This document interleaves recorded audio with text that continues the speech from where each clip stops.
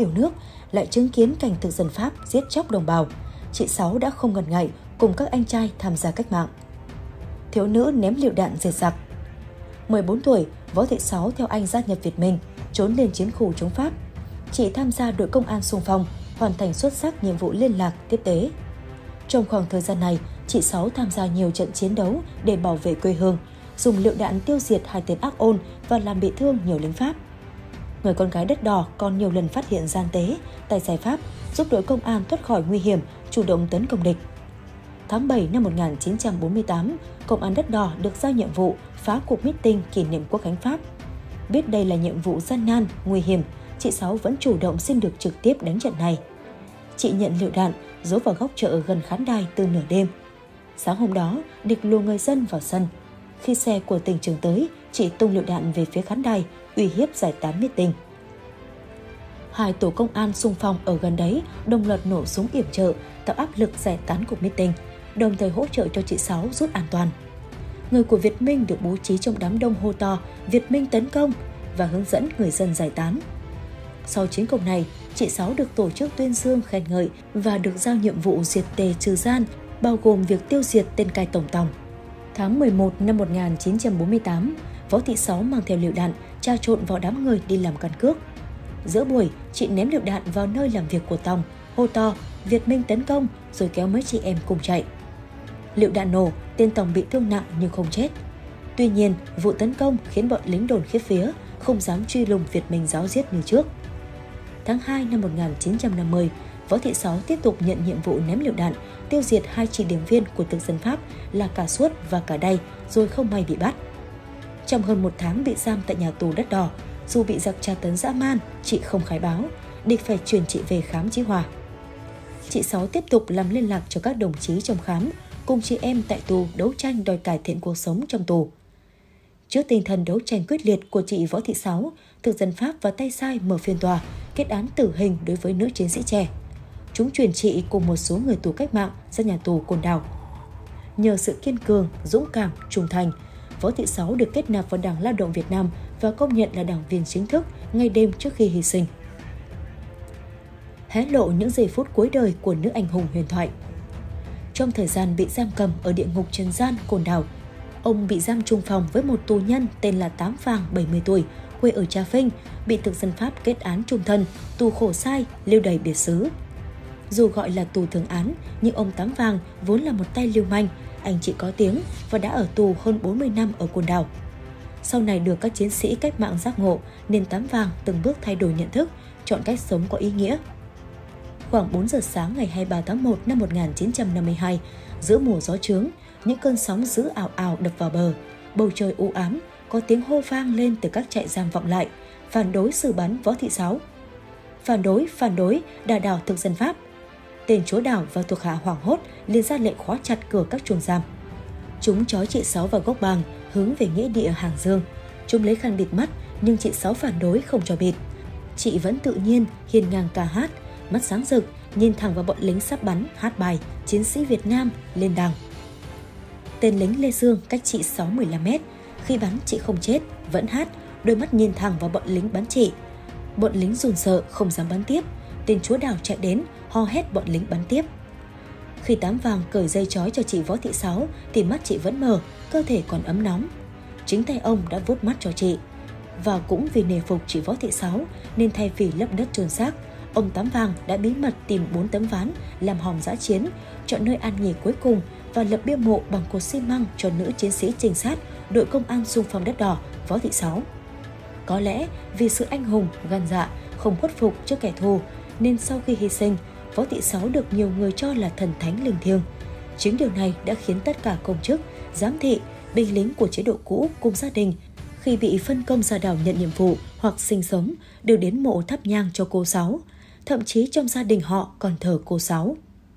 Quý vị thân mến, mặc dù bị bắt và đưa tới Côn Đảo xử bắn, nhưng chị Sáu vẫn kiên trung bất khuất và quyết không khuất phục quân thù. Có thể thấy, xuyên suốt chiều dài của lịch sử, đất nước ta không thiếu những người phụ nữ anh hùng, chịu thương chịu khó, những người mẹ thầm chôn giấu nỗi đau mất chồng, mất con để tiếp tục lặng lẽ hy sinh cho hòa bình độc lập tự do của đất nước.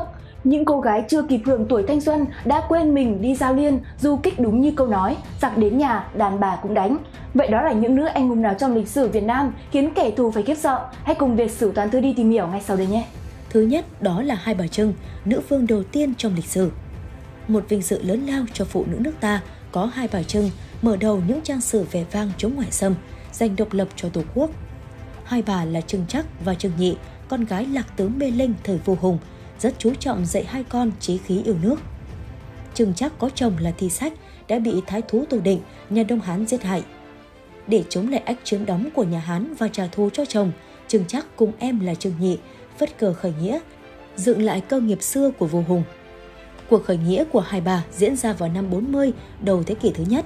Trưng Trắc lên làm vua, xưng là Trưng Vương, nền độc lập kéo dài trong 3 năm. Đô Kỳ đóng cõi Mê Linh, lĩnh Nam riêng một triều đình nước ta. Năm 42, tướng nhà Hán lại sang đánh nước ta. Hai Bà Trưng và các nữ tướng như Lê Chân, Thánh Thiên, Thiểu Hoa do tranh oanh liệt đánh thắng nhiều trận. Song không chống lại được trước thủ đoạn, mưu mẹo xảo quyệt của nhà Hán, nên cuối cùng hai bà đã gieo mình xuống dòng sông Hát tự vẫn. Trong Đại Việt Sử Ký năm 1272, Lê Văn Hiếu viết: Trưng Trắc, Trưng Nhị là đàn bà, hô một tiếng mà quận Cửu Chân, Nhật Nam, Hợp Phố và 60 thành ở lĩnh ngoại đều hưởng ứng. Việc dựng nước xưng vương dễ như trở bàn tay. Thứ hai, đó là Nguyễn Thị Chiên, nữ anh hùng đầu tiên của Quân đội Nhân dân Việt Nam. Nguyễn Thị Chiên sinh năm 1930 ở huyện Kiến Xương, tỉnh Thái Bình. Trong phong trào du kích ở vùng tạm chiến, những ngày đầu của cuộc kháng chiến chống Pháp từ năm 1946 đến năm 1948, chị vừa là bí thư phụ nữ, vừa là chỉ huy một trung đội du kích ở xã. Năm 1950, chị giật mìn diệt một tiểu đội địch đi tuần tra trên đường 39. Đó là tiếng mìn đầu tiên cảnh báo quân địch và thức tỉnh phong trào đấu tranh vũ trang của nhân dân. Khi bị giặc bắt, bị tra tấn dã man, chị chết đi sống lại nhiều lần, nhưng kẻ địch không khai thác được gì, đành phải thả chị ra. Về quê, chị lại được chi bộ bố trí nhiệm vụ trong đội du kích. Ngoài việc luyện tập canh gác quấy rối và đánh địch, chị còn lãnh đạo chị em khai hoang, cấy lúa, chăn nuôi gà để lấy tiền mua sắm vũ khí. Năm 1951, tay không, chị đã dùng mưu bắt một tiểu đội địch ngay giữa chợ, thu được 7 khẩu súng. Sau đó, chị lại dùng mưu bắt tên sĩ quan Pháp chỉ huy trong một trận càn quét của chúng ở xã.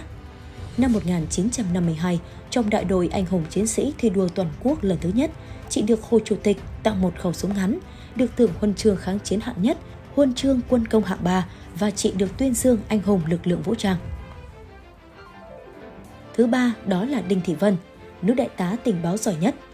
Đồng chí Đinh Thị Vân nguyên là huyện ủy viên huyện Xuân Trường cũ và ở trong ban chấp hành tỉnh Hội Phụ nữ tỉnh Nam Định. Bà không qua một lớp đào tạo nghiệp vụ nào về tình báo, nhưng lại hoàn thành xuất sắc nhiệm vụ của một sĩ quan tình báo.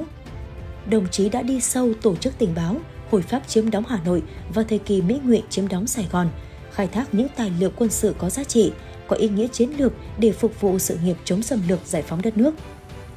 Mọi thành quả vô cùng lớn lao của tình báo Đinh Thị Vân đạt được có tầm quan trọng chiến lược, giúp cho Trung ương chỉ đạo kịp thời cuộc chiến đấu với Mỹ Ngụy.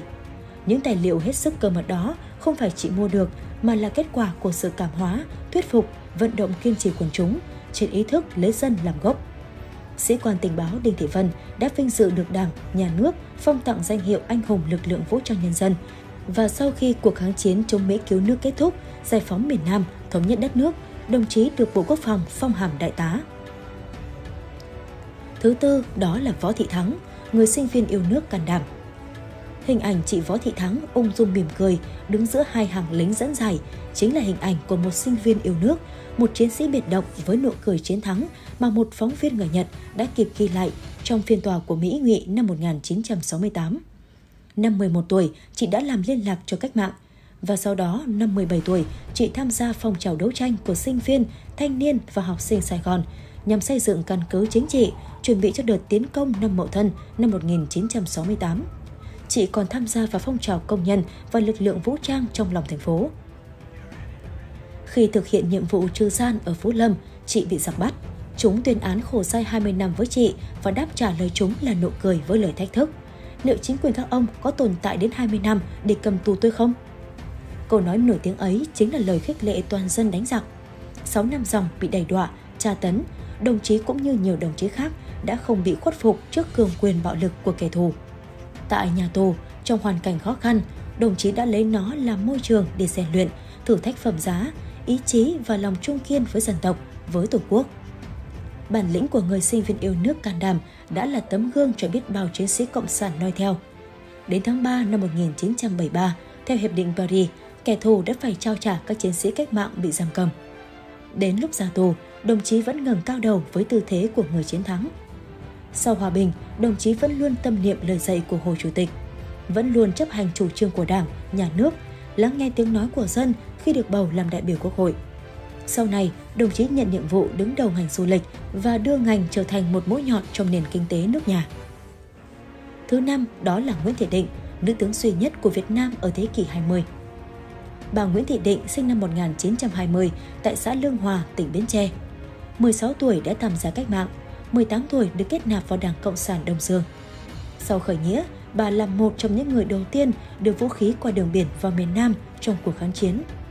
Năm 1945, bà được Trung ương Đảng chỉ định tham gia Thường vụ Tỉnh ủy Bến Tre và được Đảng giao nhiệm vụ ở lại miền Nam, tham gia lãnh đạo nhân dân và phụ nữ trong tỉnh, đấu tranh đòi thi hành Hiệp định Geneva. Bà được bầu làm bí thư Tỉnh ủy Bến Tre. Sau khi tham gia lãnh đạo phong trào Đồng Khởi năm 1960, bà là ủy viên đoàn chủ tịch ngay khi Mặt trận Giải phóng miền Nam ra đời. Năm 1961, bà là khu ủy viên khu 8 Nam Bộ. Năm 1965, bà là Phó Tư lệnh Lực lượng Vũ trang Giải phóng miền Nam, đồng thời là Chủ tịch Hội Liên hiệp Phụ nữ Giải phóng miền Nam. Bà là người hiền lành, giàu lòng vị tha, sống gần gũi, chan hòa với mọi người. Bà con và bộ đội vẫn gọi bà bằng cái tên thân thiết, chị Bà Định, cùng 8 chữ vàng mà Bác Hồ đã trao tặng cho phụ nữ Việt Nam: anh hùng, bất khuất, trung hậu, đảm đang. Năm 1974, bà được Ủy ban Giải thưởng Quốc tế Lenin trao tặng thưởng vì củng cố hòa bình của các dân tộc. Năm 1976, bà là Phó Chủ tịch thứ nhất và từ năm 1980 là Chủ tịch Hội Liên hiệp Phụ nữ Việt Nam.